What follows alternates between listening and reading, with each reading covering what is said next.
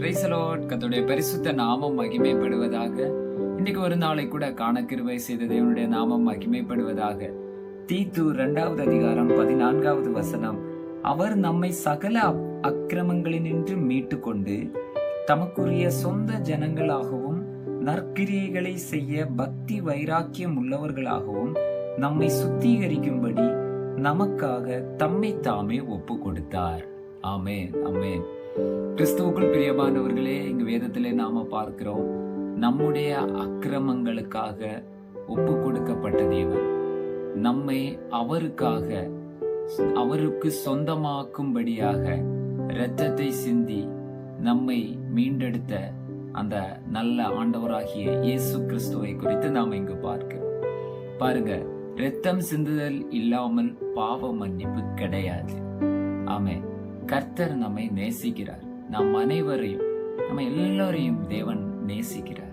நமக்கு சமாதானத்தை தரவும், ஆறுதல் தரவும், நமக்கு வேண்டிய எல்லாவற்றையும் தரும்படியாகவும், நம்மை நல்லபடியாக பரலோக ராஜ்யத்துக்கு கொண்டு போகணும் என்று விரும்புகிறவர் நம்முடைய தேவன். ஆமென்.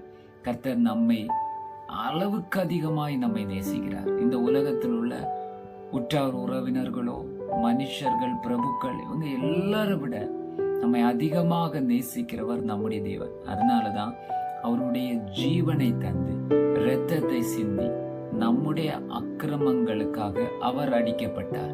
ஆமென். நம்முடைய பாவங்களுக்காக அவர் இரத்தம் சிந்தினார்.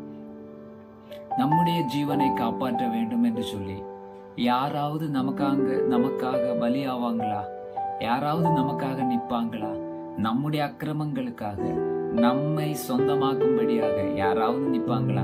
No, never. யாருமே கூட நிற்க மாட்டாங்க.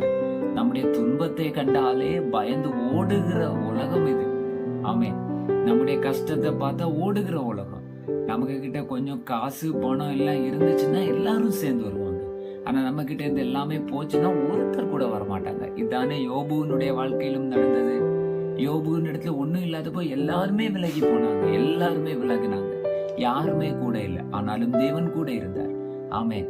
இப்போ இதுல இருந்து நம்ம என்ன பார்க்கிறோம்னா, இயேசு கிறிஸ்து நம்முடைய அக்கிரமங்களுக்காக, நம்முடைய பாவங்களுக்காக நம்மை மீட்டு கொண்டு தமக்கு சொந்தமா இருக்கும்படியாக நம்மை தெரிந்தெடுத்தார். அந்த தேவனுடைய கரத்திலே அவரை நம்புவோம், அவரை நோக்கி பார்ப்போம், அவரோடு கூட இருப்போம். கர்த்தர் ஒருபோதும் நம்மை கைவிட மாட்டார். கர்த்தர் தாமே உங்களை ஆசீர்வதிப்பாராக.